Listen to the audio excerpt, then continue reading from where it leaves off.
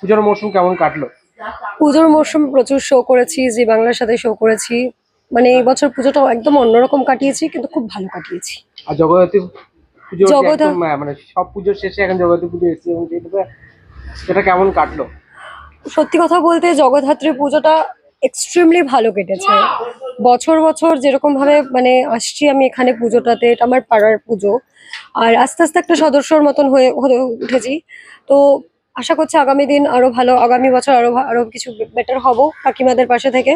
এই সুন্দর উদ্যোগটা যেটা নিয়ে শুরু হয়েছে পুজোটা, মানে বছর বছর বড় হচ্ছে পুজোটা, আশা করি সামনের বছর আরো বেটার কিছু নিয়ে আসবো আমরা। আর প্রচন্ড ভালো লাগছে, বিশেষ করে তাপসী কাকিমা যাদের হয়ে পুজোটা আর কি শুরু হয়েছে, যাদের উদ্যোগ প্রচন্ড ভালো, মানে আমাকে খুব ভালোবাসে, ভীষণভাবে ডাকে, পুরো পরিবারটাই, সপরিবারেই। আর যার জন্য আমার বারবার আসা। আর এত সুন্দর থিম, আর এদের যে সোশ্যাল ওয়ার্ক যেটা এরা পাশাপাশি করছে গত বছর থেকে, অরফান বা ওল্ড এজ পিপলদের কম্বল দান করছে, এগুলোর সাথে যেহেতু জানোই আমি একটা মিস ইন্ডিয়া যেহেতু উইনার, আর সমাজ ছোট থেকে আমি যেহেতু সোশ্যাল ওয়ার্কের সাথে যুক্ত আমার স্কুল থেকেই, আর আমি এখনো, আমার সেখানে মনে হলো যে এই কাকিমাদের এই সোশ্যাল ওয়ার্কটাকে আরেকটু হাইলাইট করা।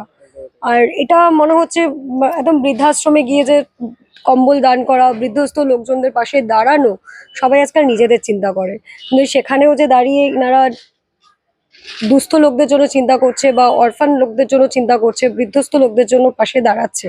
যে যতটাই আমরা সামাজিক কাজে দাঁড়াতে পারছি, এটাই আমাদের জন্য মানে one of the biggest point. আর আমি ওনাদের পাশে এই প্রেস মিডিয়ার মানে ইন্টারভিউটা করছি, যাতে মানে এই জিনিসটা আরো লোকের কাছে তুলে ধরার জন্য, যা আগামী দিনে।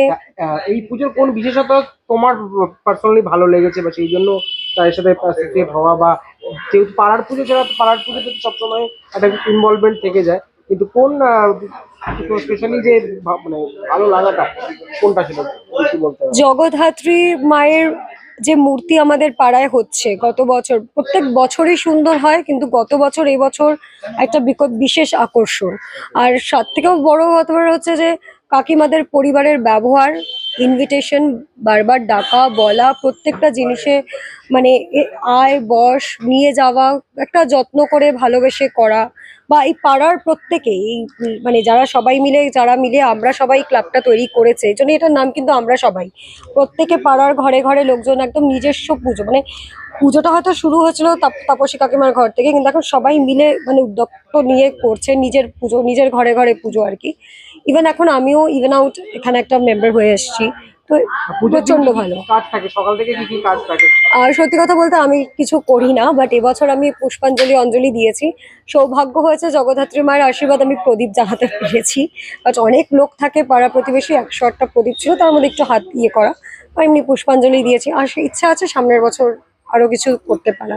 আর একদিকে মডেলিং, একদিকে বিভিন্ন ইভেন্ট অ্যাঙ্কারিং, যেগুলো সেলিব্রিটি অ্যাঙ্কারিং, সেগুলো তো পাশাপাশি এরকম পুজোর কাজ, তো সেইটা একসাথে করতে কতটা ভালো লাগে বা কতটা টাইম? প্রচন্ড ভালো লাগে, কিন্তু আবার কোথাও না কোথাও গিয়ে পুজোর মশরুমটা একটু মানে পুজো এনজয়মেন্টটা মিস হয়ে যায়, বা একটু কম বেশি ব্যালেন্স করতে হয়, কিন্তু দুটো নিয়ে চলছি, বাট খুব ভালো লাগছে।